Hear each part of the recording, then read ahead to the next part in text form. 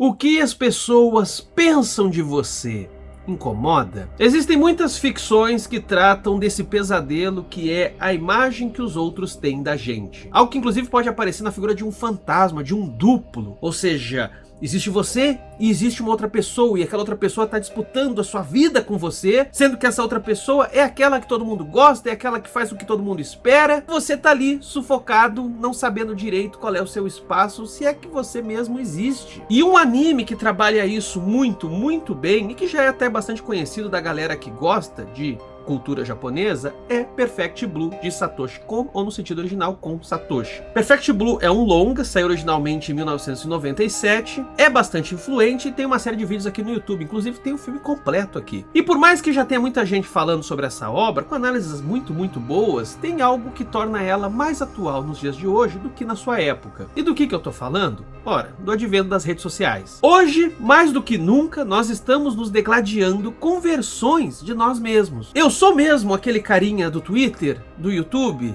do Instagram, do TikTok? Ou eu tô na verdade alimentando fantasmas que uma hora podem se voltar contra mim? Ou seja, por mais que no primeiro momento eu tô recebendo a aprovação das pessoas, todo mundo tá curtindo o que eu tô falando, o que eu tô fazendo, vai chegar uma hora que eu vou me sentir preso à expectativa dessas pessoas e vou ter que corresponder a esse duplo que eu acabei criando e se tornou um monstro. Aliás, esse é um ponto interessante de pensar, o quanto nós estamos viciados em likes, shares e todo tipo de aprovação possível. E daí que, do ponto de vista social, estamos mais e mais doentes, porque agora não precisamos só concorrer com um colega, com um adversário, sei lá, mas precisamos concorrer conosco. Precisamos disputar o direito à existência de versões de nós mesmos. Tá ficando muito filosófico? Tá ficando muito viajado? Então vamos começar do começo. Vamos discutir Perfect Blue, vamos olhar com atenção esse anime, destacar alguns elementos e por fim mostrar o quanto que essa história escrita em 1997 talvez diga mais sobre 2023. Ou 24, ou 25, ou 2030, 40, sei lá quando é que você tá vendo esse vídeo. Mas antes de eu carregar vocês para uma espiral de loucura e perda de identidade, eu peço que você curta o vídeo se estiver curtindo, se inscreva caso seja novo por aqui e compartilhe. Esse canal só existe graças aos apoiadores e tem recompensas bem legais, como lives aqui comigo, grupo de estudo, grupo no Telegram, sorteio de gibi e conteúdos exclusivos. Eu vou deixar o link do nosso apoio na descrição do vídeo no primeiro comentário fixado. E também seja membro por R$ 6,90 aqui ao mês e tenha acesso a vídeos exclusivos. Mas vamos lá, vamos olhar para Perfect Blue. Sinopse bem basicona. Mima é uma menina jovem, bonita, que faz parte de um trio de cantoras japonesas. Elas são típicas idols, ou seja, essas meninas que são controladas por agências e que tem toda a sua imagem construída para que o público a venere. Daí que elas são constantemente preservadas e trabalhadas para se tornarem então somente marcas. Muitas são descartadas no processo, daí você tem um elemento inclusive comum na sociedade japonesa dessas ex-idols se tornarem mulheres depressivas, etc. Mas também tem aquelas que as agências veem potencial para que ela passe por um rebranding, ou seja, que a sua carreira possa ir para outros caminhos. É o caso de Mima, que nesse momento está na banda Sham, mas que a agência entende que ela vai se dar bem sendo uma atriz dramática. Algo que se revela um tanto fatal, porque isso vai desencadeando uma série de acontecimentos. Basicamente, Mima percebe que parte do público quer ela ainda como aquela típica idol da banda Sham. E essa Mima, agora atriz dramática, que faz filmes adultos com cenas picantes, pois bem, essa parece que estragou a Mima antiga. Daí que Mima percebe que a sua vida está sendo cercada de uma idealização sobre quem ela é, e isso, gente, não é só através de estresse pelo que os outros dizem. A coisa realmente chega a um nível muito violento. Mas vamos lá, eu tô me apressando porque, na verdade, até é difícil resumir Perfect Blue. Primeiro porque a gente tem uma série de acontecimentos ao mesmo tempo e porque, narrativamente, ao longo da história, chega uma hora que a gente não sabe mais o que a personagem está imaginando e o que de fato está acontecendo. Inclusive tem uma sequência mais pro fim que, do ponto de vista cinematográfico, é genial. Genial mesmo. Acontece um negócio, a personagem acorda na cama. Acontece outra coisa semelhante, agora não é na chuva, é no sol, ela acorda de novo na cama. A gente não sabe se aquilo fez parte da rotina dela, se ela continua simplesmente na cama dormindo, se é um dia depois do outro, se são delírios. Você vai entrando numa espiral de acontecimentos muito doida. E que basicamente o tema é a perda da identidade. Porém eu já vi muitas análises, inclusive aqui no YouTube, dizendo que Perfect Blue é sobre dupla personalidade. Eu discordo e eu vou mostrar isso aqui pra vocês, porque o que tá mais em jogo não é necessariamente necessariamente uma dupla personalidade, mas o quanto que nós e os outros produzimos expectativas sobre nós mesmos. E que aí sim você produz um duplo, mas não é necessariamente uma dupla personalidade. Bem, eu vou explicar. Deixa eu voltar para a história, deixa eu continuar. Essa guinada de Mima para a atriz dramática, o ícone adulto, acontece a partir de uma mudança muito agressiva na imagem dela. Porque se antes ela era uma menina novinha, fofinha, um tanto imaculada, inclusive a primeira cena que abre o anime já é bastante significativa, porque Mima é uma menina venerada por homens solteiros e que podem ser muito violentos. Esses mesmos homens, conforme a gente viu em outras cenas, eles estão acostumados, rodeados de mulheres muito idealizadas, às vezes até mesmo distorcidas. Inclusive essa violência masculina a partir de uma série de fantasias vai se materializar na figura do Stalker, que já é apresentado aqui de maneira genial, porque ele é um cara que tem um olho todo esquisito. A questão do olho não é por acaso, porque nessa história a gente está sempre falando da maldição, do horror que é o olhar, o fascínio perante o outro. Mas também tem um detalhe que eu acho fantástico, que é que na primeira cena em que a gente percebe esse Stalker, ele está olhando para a Mima a partir de um ângulo onde parece que ela está dentro da mão dele. Ou seja, ele a possui. Por isso que Mima, quando deixa essa banda, quando se torna uma outra pessoa, pois bem, de cara você já tem frustração. Porém, isso é ampliado porque Mima vai participar de uma série de crime. E inclusive lá tem uma cena onde ela acaba sendo violada vários homens ao mesmo tempo. Ou seja, se no primeiro momento ela era aquela gatinha, mas que trazia uma certa inocência, agora ela é uma mulher que faz ensaios sensuais e não por acaso ela faz isso depois de ter protagonizado uma cena de violência, de estupro. Ou seja, percebam aqui a acidez do comentário, o quanto que essa nossa sociedade do espetáculo, ela no fundo adora ver mulher sofrendo, e o quanto que a imensa maioria das obras, quando procuram retratar violência mulheres, ainda fazem de maneira muito sensual. Por isso o encadeamento lógico. Faz a cena de violência e depois vai posar pelada na revista. Essa guinada brusca não acontece sem protesto dos fãs, como eu já falei, mas também até por gente de dentro da agência. É o caso de Rumi, que é uma assistente de Mima e que está bastante incomodada com tudo isso. Por fim, tem a própria Mima. Ela tá pirando. Não só porque essa mudança de carreira a afeta, porque aparentemente ela gostava de cantar e agora não pode mais, mas porque também ela está se perdendo numa série de obrigações que ela fica mais ou menos pensando o seguinte: o que diabos eu tô fazendo aqui? Ou pior, quem é que tá aqui de fato? Quem sou eu? A força desse anime, vocês podem já ver, tem a ver com um sentimento que é praticamente universal, que é o quanto a gente, em uma série de situações que a gente foi constrangido a participar, a gente fica pensando o seguinte: cara, o que eu tô fazendo aqui? Aliás, não precisa nem ser constrangimento, às vezes são escolhas nossas mesmos. A gente decide alguma coisa na vida, depois se arrepende e fica o tempo todo com aquele sentimento desconfortável de o que eu tô de fato fazendo aqui? Por que eu tô nesse lugar? Por que eu tô com essa gente? Por que eu tô permitindo isso acontecer? Daí que você começa a entrar numa pira de perda de identidade, do tipo, tá, mas então quem sou eu? Algo que a protagonista, inclusive na história, não por acaso, precisa dizer como a sua primeira frase na série que ela está participando. Uma série que tem um nome bastante sugestivo de Double Bind, ligação dupla. E aí vai ser a questão do duplo que vai entrar aqui como pesadelo. Porque essa relação de Mima com quem ela era e com quem ela se tornou vai ser piorada por causa de todo mundo à sua volta. Um elemento fundamental é o surgimento do site O Quarto de Mima, Mima's Room. A gente está falando de 1997, as pessoas ainda não tinham direito à internet e Mima conhece a internet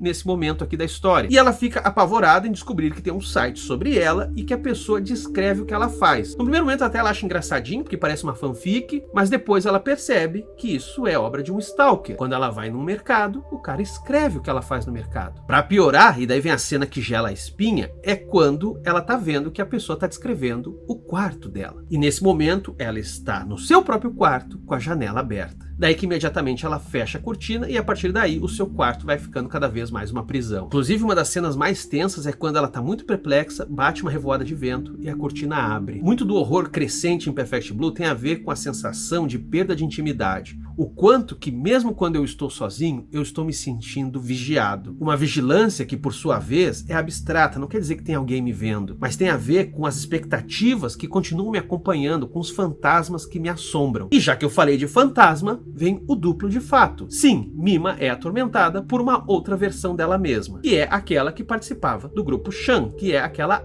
idol que ela abandonou. Só que assim, gente, a coisa não é tão clara, não é só algo na cabeça da Mima, porque estão acontecendo assassinatos. E aí você fica, é o Stalker que tá fazendo isso? É a Mima que tá pirando? É outra pessoa? Esses assassinatos em série, não por acaso, acontecem como ataques aos olhos. De novo, a temática do olhar enquanto algo que fere e que pode ser ferido. Daí que não por acaso as pessoas atacadas são o roteirista da série, que fez a cena ali daquela violência coletiva, o fotógrafo que tirou fotos dela nua para um ensaio sensual, e o seu agente que está fazendo com que a carreira dela se direcione para isso. Porém, tudo isso está cercando Mima, porque no fundo, quem precisa ser morta é ela. A pira toda se dá porque a Mima de agora precisaria ser morta, porque ela é uma usurpadora daquela Mima pura lá de trás. E aí você deve estar se perguntando, morta por quem? Essa é uma das grandes perguntas, que tem a sua parcial resposta no anime. Mas pro final eu vou falar desse finalzinho surpresa, tá? Alguns temas aqui eu acho que são legais a gente parar e prestar atenção. Um é a cor. O nome já da obra é Perfect Blue, azul, perfeito. E para a cultura japonesa, o azul é muito associado com pureza, e não por acaso, muito usado por mulheres. Eu já falei aqui em vários vídeos o quanto que para a cultura japonesa a pureza é um valor muito importante, e que tem a ver com questões ligadas ao shintoísmo e ao budismo. Daí a coisa já começa mais ou menos assim. Mima, perante aqueles homens que a assistem, ela é o perfeito azul. Algo que a gente já desde o começo vê que é fonte de frustração para ela. Eu acho muito bacana aquele detalhe do plano dela puxando o ar e criando coragem, se motivando para entrar no palco. Por isso, notem, esse tal de azul perfeito é só perfeito enquanto idealização dos outros. Só que daí depois, quando ela dá uma guinada pra carreira, o filme que se chama Perfect Blue é praticamente um filme cheio de elementos em vermelho. E toda vez que o vermelho aparece, é porque alguma coisa muito errada está acontecendo. O vermelho, por ser uma cor muito presente na cultura japonesa, inclusive está na bandeira deles, acaba tendo uma série de significados, às vezes até mesmo contraditórios. O vermelho pode ser um signo de sangue e de doença, mas também pode ser a proteção diante disso. Daí que você vai ver uma série de templos que se utilizam da cor vermelha. E eu acho que é justamente essa ambivalência do vermelho que o Satoshi Kon aqui procura trabalhar. Porque se Mima, por um lado, está numa jornada que tem a ver com autodescoberta, com busca por um certo esclarecimento, por outro lado, ela está se perdendo nisso e se tornando impura. O vermelho aqui nesse filme é, acima de tudo, um signo de que algo não está mais limpo, algo foi contaminado. E esse contágio só aumenta se nada for feito a respeito. Gente, sério, isso é extremamente shintoísta. É o caso do conceito Kegare, que muitas vezes a galera quer traduzir como pecado e não é o caso. Porque Kegare não se aplica somente a algo que você fez e que também não tem a ver somente com você. Ou seja, uma comunidade precisa se purificar perante algum evento que inclusive ela não teve controle, ela não teve culpa. E é nesse ponto aqui que o vermelho em Perfect Blue vai se tornando cada vez mais opressor. Porque num primeiro momento, o vermelho são pequenos pontos que mostram onde a corrupção da vida de Mima reside. Inclusive no quarto dela, os elementos em vermelho vão cada vez mais se tornando proeminentes conforme ela vai pirando, vai se perdendo nos acontecimentos. Porém, o anime inteiro vai ficando vermelho. É como se todo mundo àquela volta ali estivesse numa espiral onde não consegue mais encontrar pureza. A cena mesmo dos assassinatos, ela é plasticamente muito bonita por causa desse vermelho. A do roteirista mesmo é primorosa, porque ele está olhando para o elevador, atrás dele os canos estão em vermelho e dentro do elevador só tem um rádio e um chão profundamente vermelho. Ou seja, está mais do que claro de que daquele sangue ele não consegue se livrar. Inclusive, não por acaso, o embate final, que eu ainda não vou dizer qual é, se dá com a antagonista de Mima vestida de vermelho. Porém, tem outro tópico aqui também em Perfect Blue que eu acho fundamental, que é o de Doppelganger. Essa palavra em alemão que acabou se convencionando como esse duplo maligno, esse irmão gêmeo do mal. Pois bem, isso aparece praticamente em todas as culturas. E aqui em Perfect Blue isso é explorado à exaustão. Não só porque Mima está vendo uma versão dela que assombra, assim como as outras pessoas à sua volta também estão imaginando ela a partir de ideias que ela não tem de si mesma, mas também porque esse duplo está no nosso dia a dia nas pequenas coisas. Algo que Perfect Blue explora muito são cenas corriqueiras onde as pessoas estão diante do seu reflexo. É o caso principalmente de Mima, quando ela está no metrô, quando ela está diante da janela, quando ela esbarra num espelho, quando ela se enxerga num filme. Ela está sempre tendo que lidar com uma imagem dela. E por mais que ela lute contra isso, como por exemplo na cena em que ela tira o cartaz da banda da parede do seu quarto, ainda assim o cartaz misteriosamente retorna. O filósofo alemão Peter Sloterdijk vai dizer que o duplo é uma imagem arcaica que todos nós carregamos. Na medida em que nós somos seres que nos formamos ainda no útero diante da presença de um outro, que no caso é a placenta, ao longo da nossa vida a gente vai sempre formando o nosso eu a partir do contato que a gente tem com os outros. Eu sempre dou esses exemplos aqui. Eu só sou professor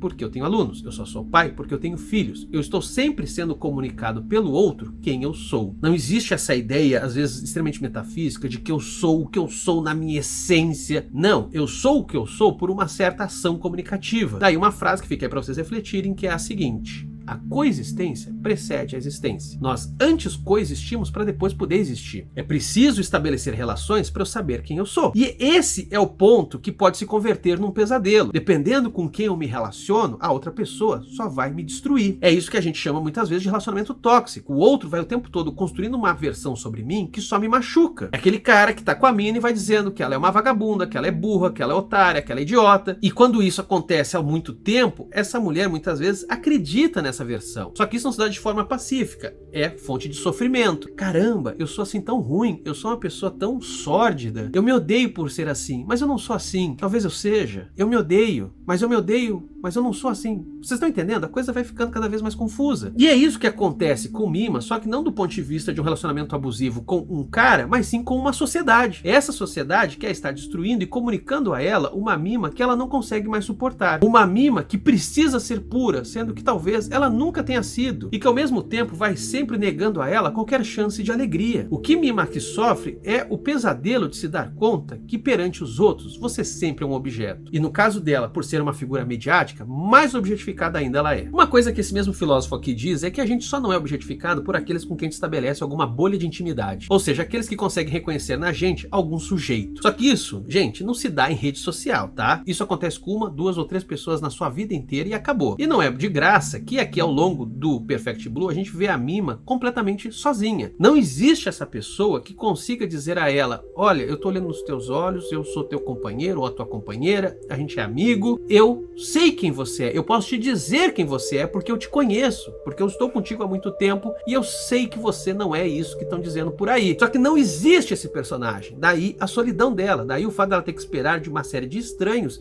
que digam a ela quem ela é. Aliás, piorando, né? Ela não precisa nem esperar, falam sem que ela pergunte. O tempo todo estão jogando na cara dela: você é isso, você é aquilo, você é aquele outro. Daí vem o ponto pelo qual esse anime tá mais atual agora. Porque se essa coisa relegada à Mima fosse uma coisa que simplesmente acontecesse com celebridades, pois bem, a gente teria, vamos dizer, um número reduzido de indivíduos que estariam sofrendo por isso. Só que o que as redes sociais fizeram foi democratizar essa fonte de sofrimento. Mais do que nunca a gente fica se degladiando com duplos nossos nas redes sociais. Até que ponto eu sou mesmo aquele carinha do Twitter, do Instagram, do YouTube, do TikTok? E veja, quando eu tô fazendo esse questionamento, eu não tô dizendo que a pessoa tá fazendo tipo nessas redes sociais, mas as pessoas que a estão vendo estão construindo um perfil. E muitas vezes quando você tem esse feedback, você leva um susto. É aquela sensação que todo mundo tem do: você acha mesmo isso de mim? Eu posso falar até de um ponto de vista bastante pessoal. Eu aqui com o canal, eu até hoje me assusto com certas impressões que eu posso estar causando. Ou não? Aí que tá, eu tô causando essa impressão ou é só a expectativa dos outros? Vocês estão entendendo onde é que reside o problema? E o quanto que isso se tornou a tônica das relações? Estamos o tempo todo dialogando com muita gente nas redes sociais e estamos o tempo todo lidando com duplos. Duplos com os quais a gente produz expectativa e opera até mesmo um certo controle. Algo que surge quando se diz: ah, você não deveria ter feito isso, agora você me decepcionou, que coisa ruim que você é assim. E na medida em que as redes são feitas para você viciar em likes e shares, pois bem, você passa o tempo todo negociando com essa parada, sofrendo por causa disso, porque o tempo todo você perde controle sobre quem você é. E assim como Mima não tinha ninguém para olhar nos olhos dela e dizer: calma, o mundo não é esse negócio aí que estão falando para você. No caso de pessoas que estão viciadas em redes sociais, pois bem, elas não conseguem ouvir quem as conhece de fato para dizer para elas: olha, calma lá, isso aí que estão falando ou que deixaram de falar, não é bem assim. Esse estado de confusão, Perfect Blue consegue utilizar de uma maneira visual muito, mas muito poderosa. Seja nas cenas em que a banda, que era um trio, agora virou uma dupla e Mima se vê projetada naquela ausência, seja numa rima visual que eu acho muito poderosa, que é com ela entrando no palco diante das luzes e depois ela abraçando um caminhão que vem em direção a ela. E tem também a cena de assassinato do fotógrafo, que lida com projeções de imagens, mas também com 3 cores piscando naquele projetor, que de alguma maneira referencia referenciam as 3 cantoras da banda. Por isso que eu acho que a leitura de Perfect Blue não pode ser colocada apenas numa relação de dupla personalidade. Porque sim, ela está sendo atormentada por um duplo, mas um duplo que é criado por muito mais gente. Do mesmo jeitinho que acontece nas redes sociais. Por isso que eu fico um pouco de preguiça de vídeos que tem aqui na internet tentando explicar Perfect Blue. É uma obra que não é feita para explicar. Agora eu vou entrar aqui na cena dos spoilers fedidos. Tem um momento que dá a entender que na verdade ela tá inventando tudo sobre a vida dela. Ela na verdade foi uma menina que foi vítima de violência sexual. Aquilo que ela está na série, na verdade, é o mundo real, ou seja, ela está sendo investigada por policiais por causa dessa violência. Só que ela inventou que ela é uma atriz, que aquela violência aconteceu apenas como encenação, que ela é uma ex-idol e que tudo isso é uma maneira, portanto, dela fugir e lidar com o trauma. Daí que tem gente que vai dizer, ó, aquela cena é a pista de que na verdade é isso. Só que o próprio Satoshi Kon faz questão de confundir porque ele repete essa mesma versão, agora colocando que na verdade tudo isso aconteceu com a irmã dela e portanto ela também tá pirando porque ela não quer admitir que isso aconteceu com a irmã. Ou seja, ele tá multiplicando as narrativas para justamente fazer a gente se perder nela. Daí que a cena final, que muita gente às vezes vê um certo esclarecimento, gente, olha só, ela continua nos enganando. Vamos lá, quem de fato talvez fosse a verdadeira antagonista de Mima? Era Rumi, aquela que trabalhava junto com ela na agência e que era sua assistente. Rumi, que no primeiro momento se mostra como a confidente, como aquela amiga que Mima não tem, pois bem, depois ela se revela como aquela que mais espera de Mima uma certa pureza. E é justamente por isso que ela talvez tenha cometido todos os crimes e é ela que vai pirando Mima. Porém, repito, esse final explica, mas não explica. Já que Mima, quando vai no sanatório visitar Rumi, o vermelho tá nos avisando que tem coisa errada. Vamos lá, primeiro ponto. Rumi está diante do espelho com um buquê de flores vermelhas e está se vendo no reflexo como se fosse o duplo de Mima. Até aí, ok, tá claro. O mal está só em Rumi, é ela que pirou, é ela que tá lidando com esse duplo, o duplo na verdade é dela. Só que daí volta pra Mima, que deixa ali o hospital psiquiátrico, e aí você tem uma cena que eu não acho gratuita, que são de enfermeiras dizendo, ó, aquela é a Mima. Vocês entenderam aquele lance que eu falei da necessidade dos outros informarem quem nós somos? Pois bem, tem ali as enfermeiras, ah, aquela é a Mima, aquela.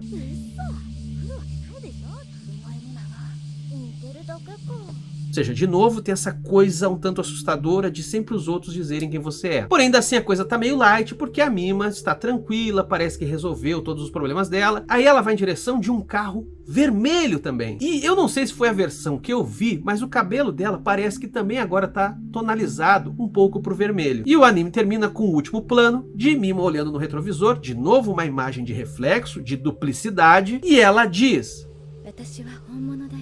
Uma frase que é repetida por uma Mima invertida na imagem do espelho e rodeada de vermelho. Olha, se isso não for o suficiente para convencê-los de que a gente termina esse anime sem saber exatamente do que está acontecendo, bem, aí eu também não consigo mais. Mas vou repetir aqui, o que é fundamental são esses temas que aparecem ao longo do anime. A noção de pureza, a sobrecarga disso em cima das mulheres, a maldição dos duplos. Tudo isso faz Perfect Blue, para fazer aqui um trocadilho de tiozão, um perfeito pesadelo. E que, repito, diz muito sobre a nossa falta de saúde mental em tempos de redes sociais. Como eu tentei mostrar aqui para vocês, Perfect Blue tem muita, mas muita riqueza e muita coisa que eu deixei de fora. Inclusive aqui nos comentários, digam que outros aspectos reforçam ou que até mesmo levam a leitura para outros lugares. Porque sério mesmo, cada plano, cada ceninha às vezes faz a gente ter outros insights sobre essa obra. Surgiram aqui também outras obras do Satoshi Kon ou mesmo outros animes em longa-metragem, porque é um negócio que eu pelo menos consigo dar conta de assistir um tanto mais rápido. Não fica essa coisa tipo Evangelion que o pessoal me pediu e eu consegui atender um semestre depois. Mas recomendem coisa boa, tá? Perfect Blue vocês recomendaram e eu achei genial. Eu até mesmo tinha conhecido, eu cheguei a começar a orientar uma pesquisa sobre isso, mas não assisti, também a pesquisa não foi pra frente, enfim. Finalmente assisti. No mais, peço que vocês assistam outros duplos meus e briguem com eles lá no TikTok, no Twitter e no Instagram. Obrigado por assistir,